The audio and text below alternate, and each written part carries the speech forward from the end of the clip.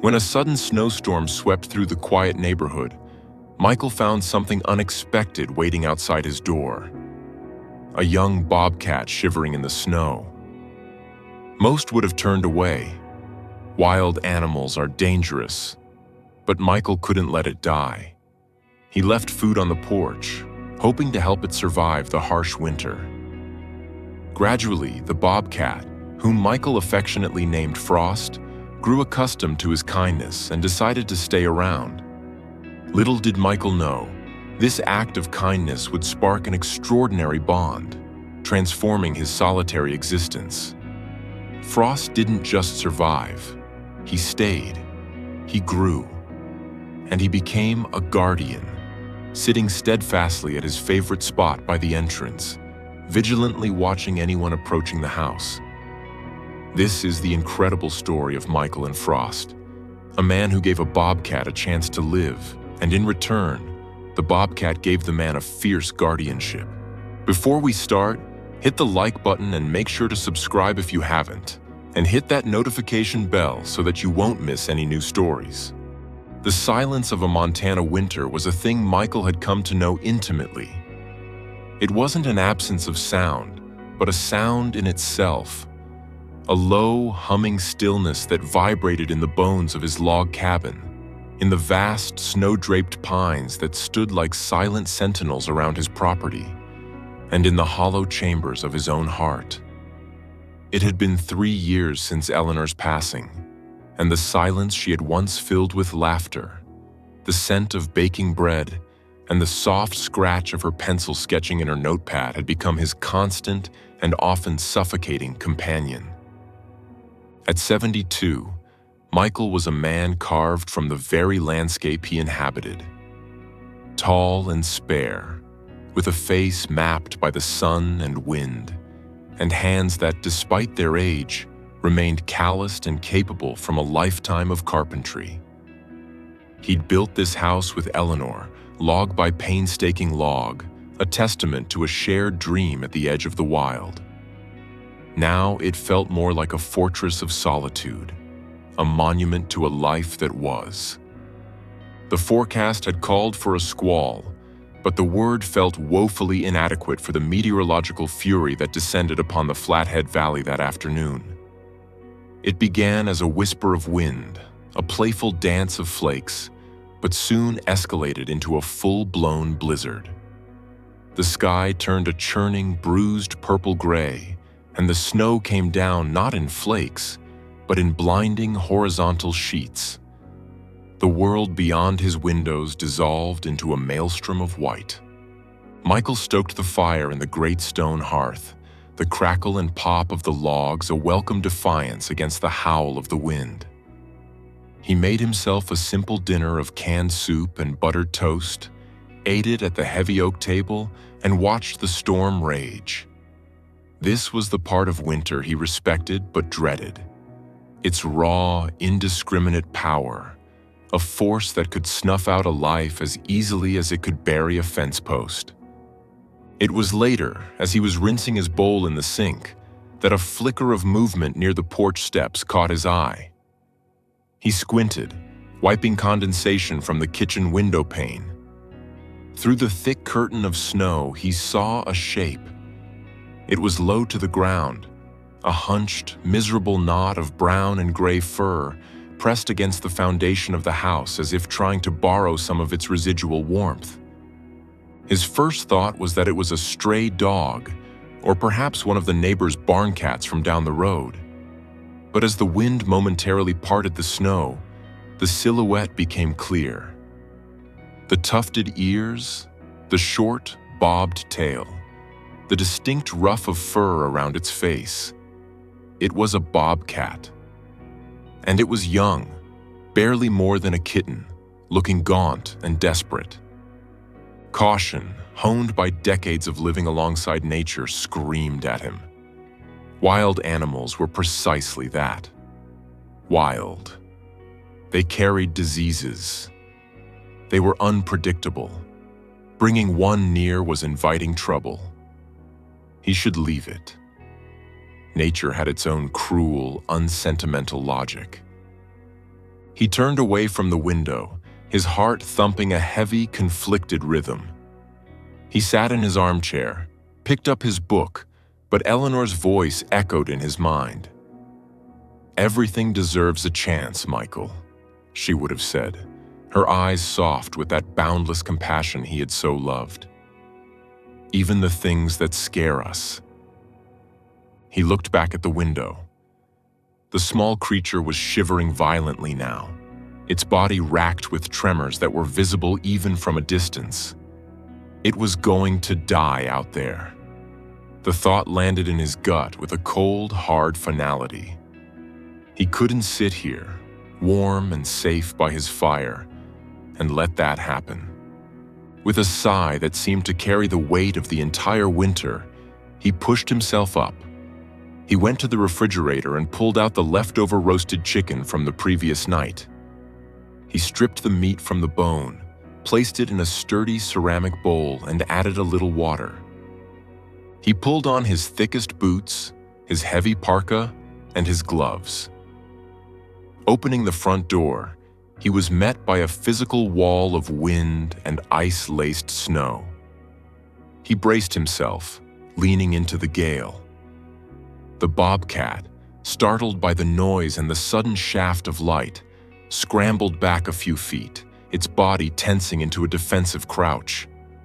Its lips peeled back from its teeth in a silent, terrified snarl. Its eyes, wide and luminous in the porch light, were pools of primal fear. "Easy now," Michael said, his voice low and calm, almost carried away by the wind. "I'm not going to hurt you." He moved slowly, deliberately, not wanting to spook it further. He placed the bowl on the edge of the porch, a safe distance from the door, then backed away just as slowly. He retreated inside, closing the door until only a small crack remained, and watched. For a long time, the little bobcat didn't move. It remained frozen, a statue of suspicion, its gaze fixed on the door. But the smell of the chicken, a rich, savory promise in the sterile, frozen air, was a powerful lure. Its nose twitched, its head lowered, inch by agonizing inch.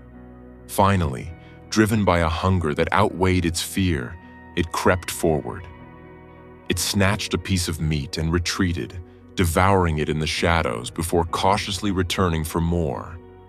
In minutes, the bowl was clean. Licked clean. The bobcat then curled back into its desperate huddle against the foundation, having spent its last reserves of energy. Michael closed the door fully, his heart aching. He hadn't solved the problem, only postponed it. The next morning, the storm had broken. The world was reborn, swaddled in a thick, pristine blanket of white.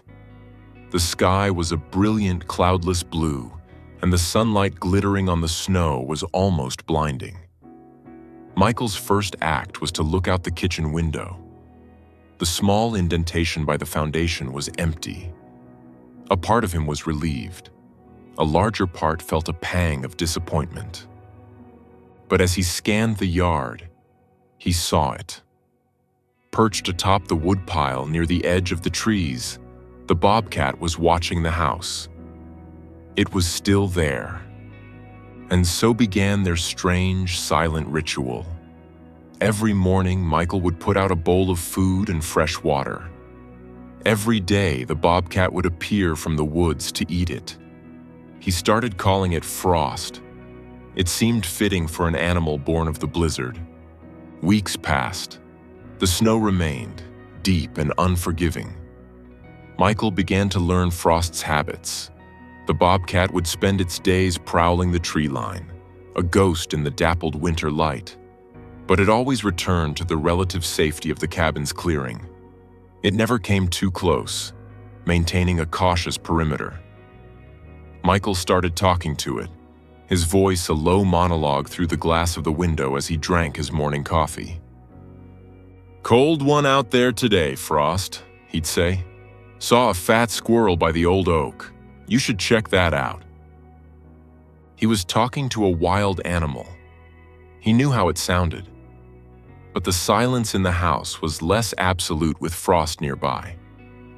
The sight of the creature, alive, surviving, a spark of wild persistence against the white canvas of winter, gave his days a new focal point. The first breakthrough came a month into their arrangement. Michael decided to sit on the porch while Frost ate. He brought out a stool, his book, and a thermos of hot coffee, and sat near the door, making no sudden moves. Frost appeared, saw him, and hesitated for a long, tense minute. The bobcat's gaze darted from Michael to the food bowl and back again.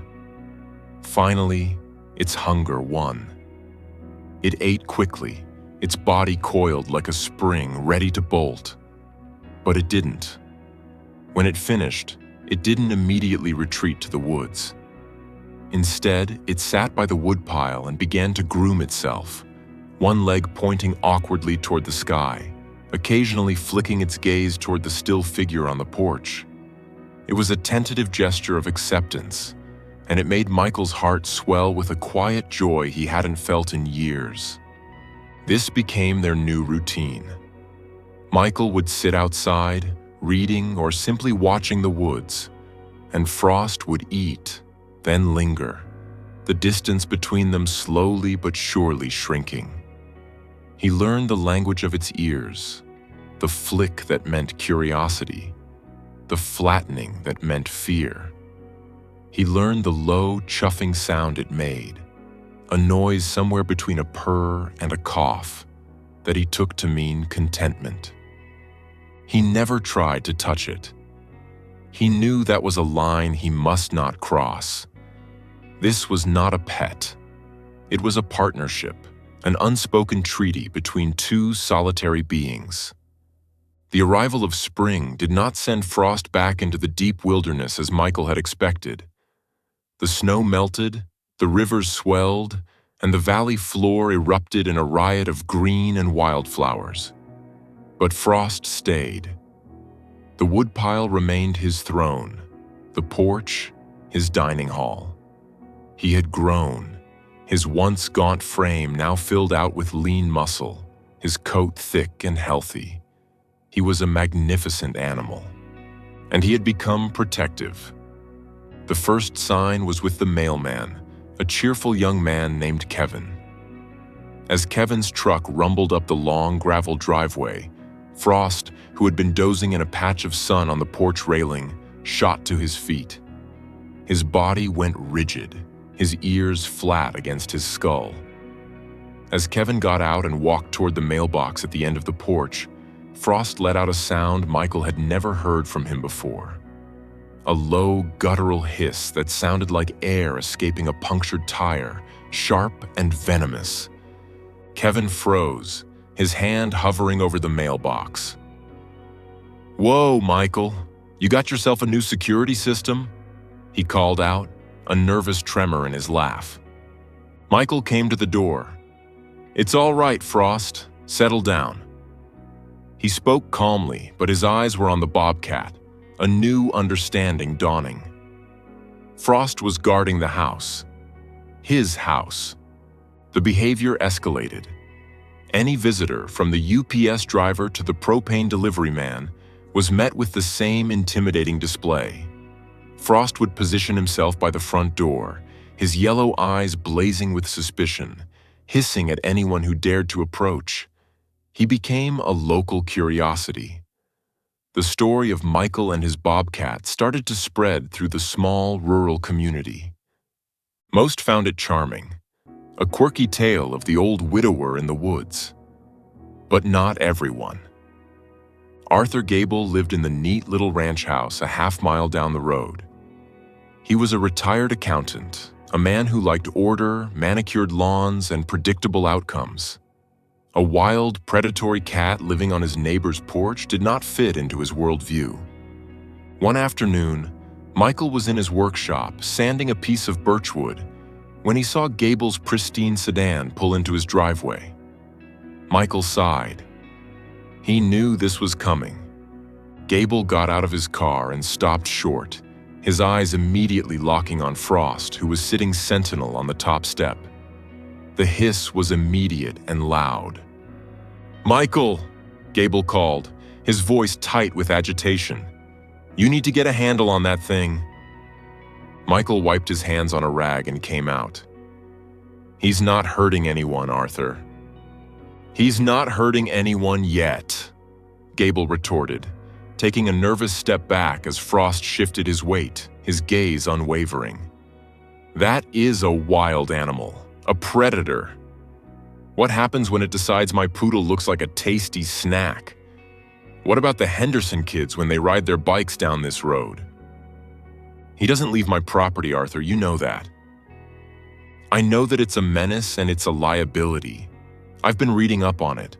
They can carry all sorts of diseases. Rabies, tularemia.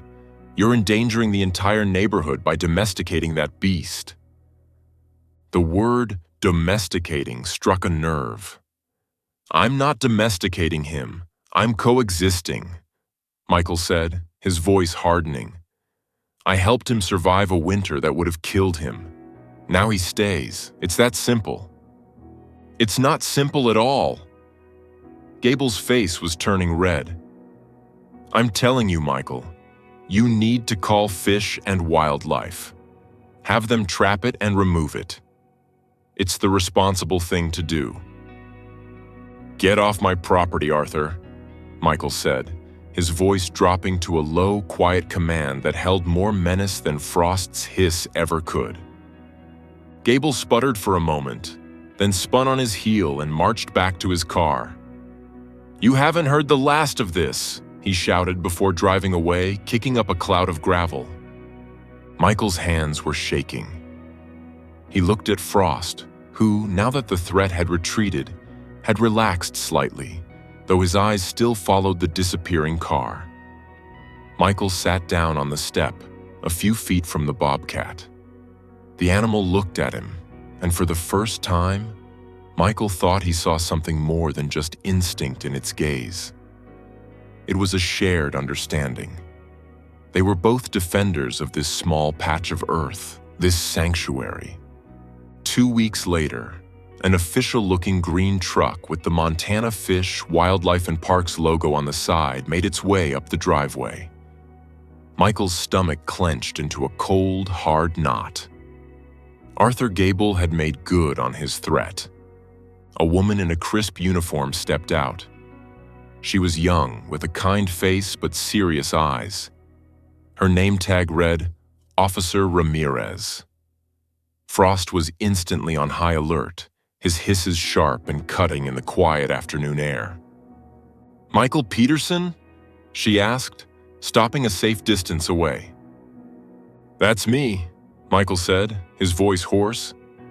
"I'm Officer Ramirez. We received a complaint from one of your neighbors about a bobcat you've been harboring." "I'm not harboring him," Michael said, walking slowly onto the porch to stand between the officer and Frost. "He lives here."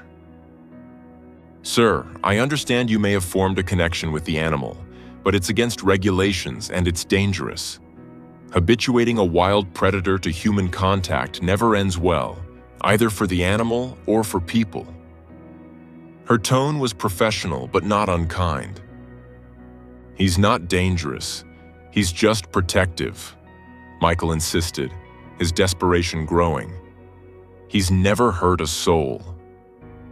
"The complaint states that he acts aggressively toward visitors," she countered, gesturing toward the hissing cat. "He hisses. He doesn't attack. It's a warning. He's guarding his home." As if on cue, Michael glanced inside through the open doorway. On the small entryway table lay his wallet, car keys, and a few stray bills. The mundane treasures Frost seemed to have appointed himself to protect. Officer Ramirez followed his gaze. "Sir, I've seen this before. It starts with feeding, then the animal loses its natural fear of humans. It might seem fine now, but if it ever feels truly cornered, or if its food source disappears, it can become aggressive. For its own good, and for the safety of the community, we need to trap it and relocate it to a more suitable wilderness area. The word relocate felt like a death sentence. A bobcat that was used to being fed dropped into a new, unfamiliar territory with established predators? His chances were slim. The wild had nearly killed him once. Michael wouldn't let it happen again. "No," Michael said, his voice cracking. "You can't. He trusts me." The officer's expression softened with pity. "I'm sorry, sir. I know this is difficult, but the law is the law. I'm going to leave a live trap. We'll give you a few days to see if you can coax him into it. It will be less stressful for him that way. If not, I'll have to come back and sedate him." She retrieved a large metal cage from the back of her truck and set it down near the woodpile. It looked like a cage of doom. To Michael, it was the most obscene object he had ever seen in his yard. After giving him instructions, she left, promising to be back in 3 days. The next 3 days were a living hell. Michael felt a suffocating sense of despair. He looked at the trap, then at Frost, who seemed to know something was wrong. The bobcat was restless, pacing the edge of the porch, his usual calm replaced by a nervous energy. Michael couldn't bring himself to try and lure him into the cage. It felt like the ultimate betrayal. He didn't sleep.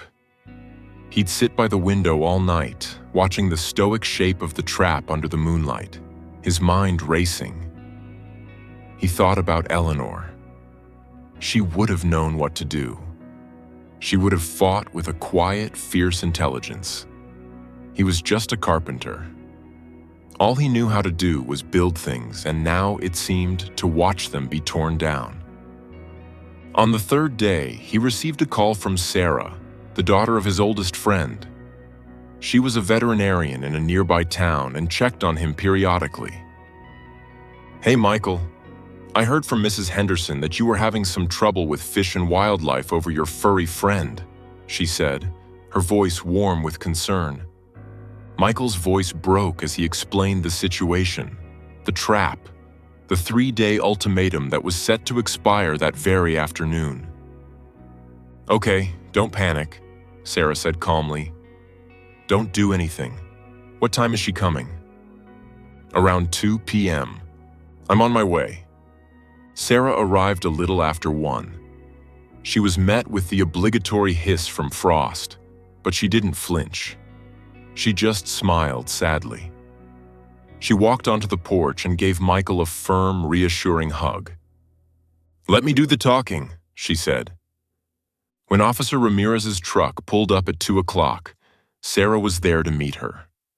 Michael stood behind her on the porch, his heart pounding against his ribs.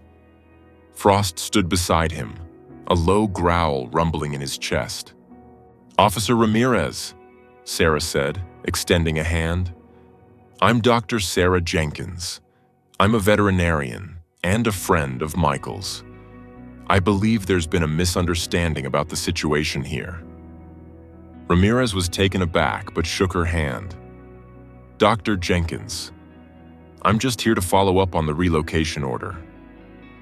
"An order based on a complaint from one neighbor, correct?" Sarah asked. "A neighbor who has a documented history of filing complaints about everything from barking dogs to overgrown hedges." Ramirez's eyebrows rose slightly. "I've been observing this animal for months on my visits," Sarah continued, her voice steady and professional. "He's not a habituated nuisance.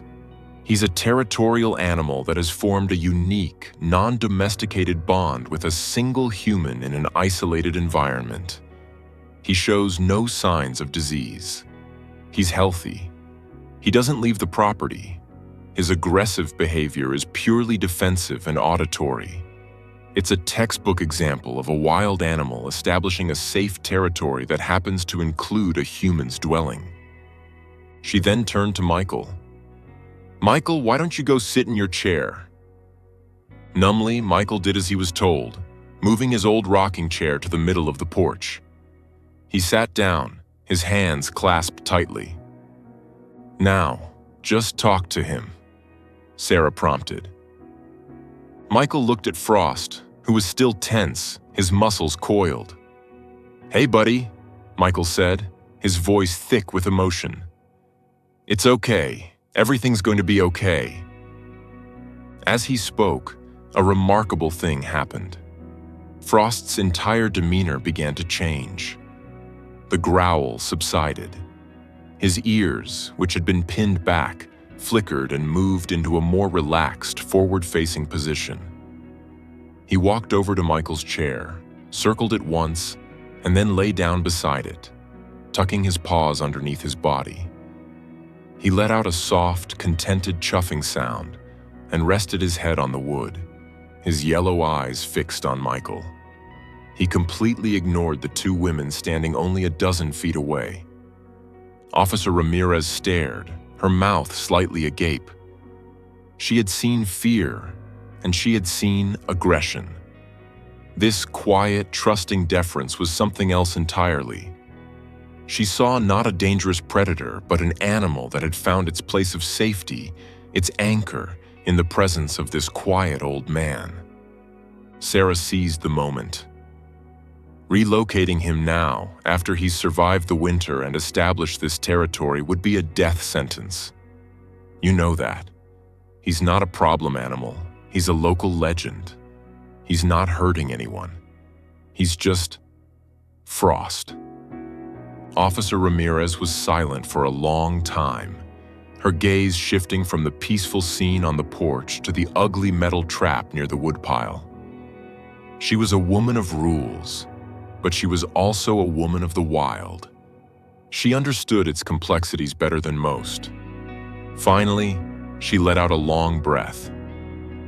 "The official complaint requires an official response," she said slowly. She walked over to the trap, picked it up, and carried it back to her truck, the metal door clanging shut with a beautiful finality. She turned back, a small, weary smile on her face. "My official report will state that I assessed the situation and determined the animal poses no immediate threat to public safety. I will recommend a period of observation, and I will note that the property owner is working with a licensed veterinarian to ensure responsible coexistence." She looked pointedly at Sarah, who nodded gratefully. "But if I get one more call, Michael, one single incident, my hands will be tied." "You won't," Michael said, his voice filled with a profound, soul-deep relief. "I promise. Thank you." Officer Ramirez gave a curt nod and drove away. When the truck was gone, Sarah came and put a hand on Michael's shoulder. Michael reached up and squeezed her hand, unable to speak. He looked down at Frost, who blinked slowly at him. A silent affirmation of their victory. From that day on, Frost's legend only grew. The story of how Michael and the vet stood up to the law to save the Bobcat spread through the valley.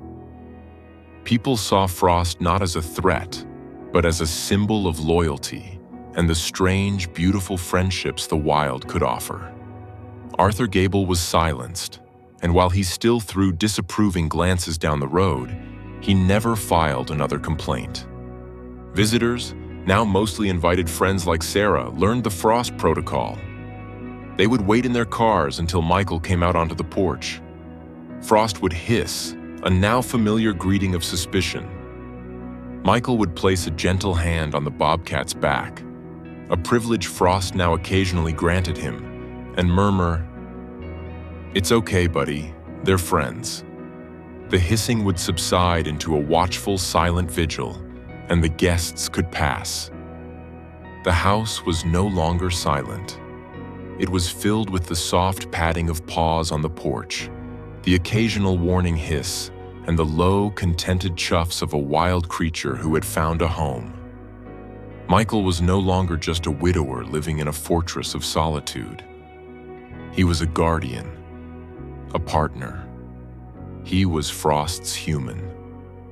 One warm summer evening, Michael sat on the porch rocker watching the sun dip below the jagged peaks of the mountains, painting the sky in fiery strokes of orange and pink. Frost lay peacefully at his feet. A cool breeze rustled the leaves of the aspen trees, a sound like gentle applause. He thought of Eleanor, and for the first time in a long time, the memory brought not a sharp pang of grief, but a soft, warm smile. She would have loved this. She would have loved Frost. He reached down, his old, calloused hand stroking the thick, soft fur on the bobcat's head. Frost leaned into the touch, a deep, rumbling purr vibrating up from his chest. In the quiet companionship of a wild animal, in the fierce loyalty of a creature he had saved, Michael had, in turn, been saved himself. The winter had passed, and in its wake, an unlikely friendship had taken root and blossomed, warming the rest of his days.